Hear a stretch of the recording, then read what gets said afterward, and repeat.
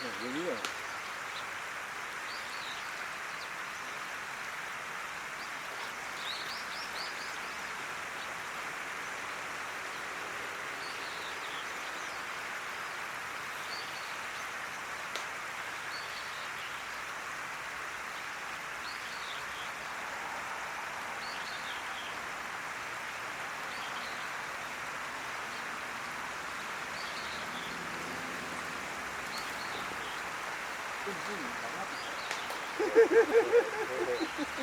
その時虫に来るかもしれんけど。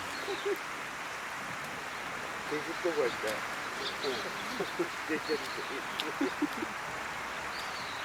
ほら、お前がどっか行ってられん、ここで奥に取るからって。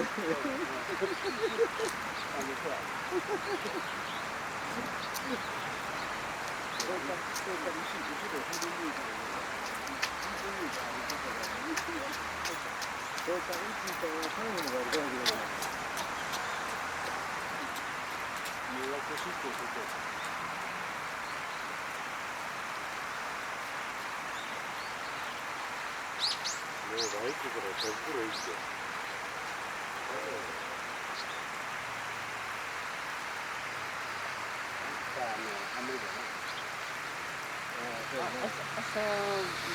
朝仕込まんないの？朝持ってみたいなので。朝ケーキみたいな。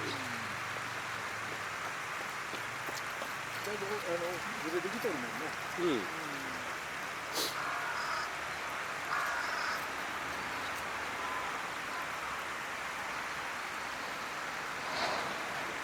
朝午前中やるときに持ってくるから。